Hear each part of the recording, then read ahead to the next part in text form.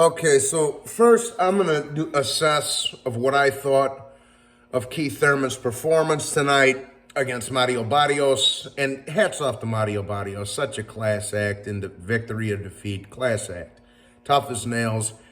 Hats off to the kid. But as far as Keith Thurman's performance goes, look, he looked given the layoff.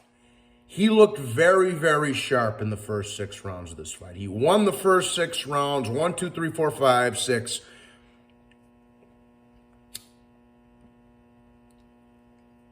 Handily. But then the conditioning set in. The ring rust started to settle in a little bit. And Keith Thurman started to wear down in the second half of the fight. I gave Barrios the 8th, the 9th, and the 10th. Thurman the 11th, and then Thurman rebounded in the 11th and 12th. I had it 9 rounds to 3 for Thurman. Now, people are going to say, well, Tank got him out of there. Thurman didn't, and Tank's a midget, lightweight. This is true, but you guys got to remember that Thurman is coming off a layoff. A 2.5-year layoff for that, which is a big, significant layoff, especially. And you guys got to remember, this isn't Thurman, a 40-year-old or even a 35-year-old Thurman who took that 2.5-year layoff. That was a prime. He missed 3 years of his prime. Okay? That's huge. That being said, Barrios was also moving up in weight. Okay?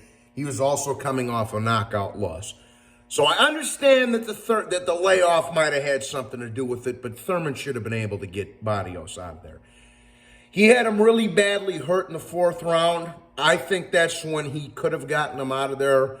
He decided to try and get his rounds in, and then it almost backfired on him in that 7th, 8th, 9th, and 10th round, where Barrios started to come on, and Thurman started to fade. Now, this is going to piss some people off, but it's an opinion. Don't hold it against me. Thurman gets fucking destroyed by either Errol, Spence, or Terrance Crawford. And I'm going to explain to you why. Errol Spence would be a little bit more of a 50-50 fight to me, especially because we don't know what Thurman's another one coming off a layoff. He's only had 1 fight in 3 years, okay? Which was against Gatekeeper Dan. All right, and like I said it a million times, Spence didn't look impressive against Danny Garcia to me. That was him coming off the car crash where he was out for over a year. Now he faked an eye injury with Pacquiao, and he's been out for another over a year.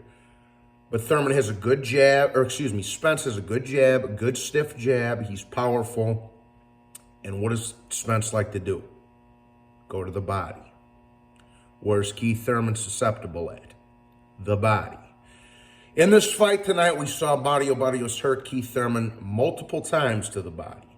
This is a growing trend with Keith Thurman. He got hurt to the body against Porter a couple of times. He got hurt to the body against Luis Collazo, a 40-year-old Pacquiao, one of the all-time greats, but way past his prime, blew his fucking rib cage out in the 10th round of their fight. That was a 10-8 round for Pacquiao, okay? Spence, if he's 80%, 75%, he knocks out Keith Thurman, guys. Thurman would probably start off fast, like he did tonight against Barrios, and probably win a few rounds. Because Spence is a little bit of a slow starter. But eventually, he would begin to fade. Spence would start to throw more volume, apply more pressure, go to that body. And Spence knocks Keith Thurman out, guys. And it would be with a body shot or an overhand left.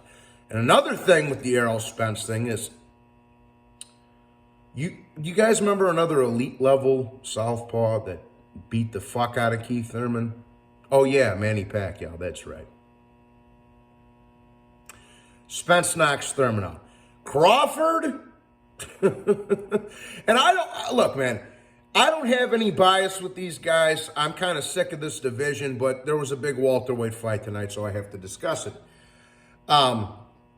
Crawford destroys Keith Thurman. Now, it's no secret to you guys that Crawford's my favorite of that bunch. I think he's easily the highest pound for pound, considering he's a 3-weight former undisputed champion, while the other two guys are 1-weight world champions. So he's obviously the better pound for pounder. Crawford has by far of the three the most variety of weapons at his disposal. He's got the best skill set, and in my opinion, he's got the best footwork. And another thing is Crawford would have a gigantic fight. Another southpaw who hits hard, lays out hard body shots. Guys, Thurman is not getting past Errol Spence. He's not beating Terrance Crawford. I hate to be, if you're a Thurman guy, I'm sorry, but that's just the way I fucking see it, man. I mean, and not to mention, some of you guys will say, oh, well, he'll wing a left hook. And guys, he hasn't knocked anybody out in a fucking decade, people. He's not knocking any of them guys out. He's not going to out... I don't think you see him outboxing Spencer Crawford. I just don't see it. Now, and I want to say, I'm not biased.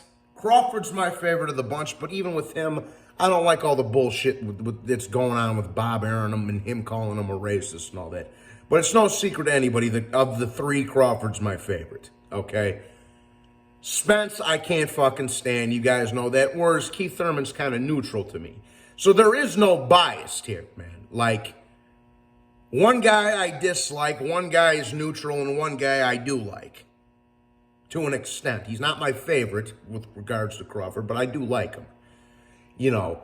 So, that's my 2 cents anyway. He should have been the layoff's one thing, but if midget hype job clown-ass Tank Davis is getting you out of there, then Thurman, who's fought his whole career at welterweight, should have been able to get you out of there too. Okay?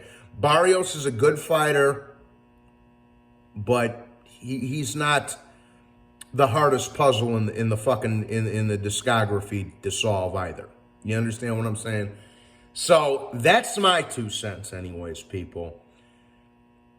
He looked good, but it wasn't quite good enough. Let's just put it that way. In the second half of the fight, it showed up.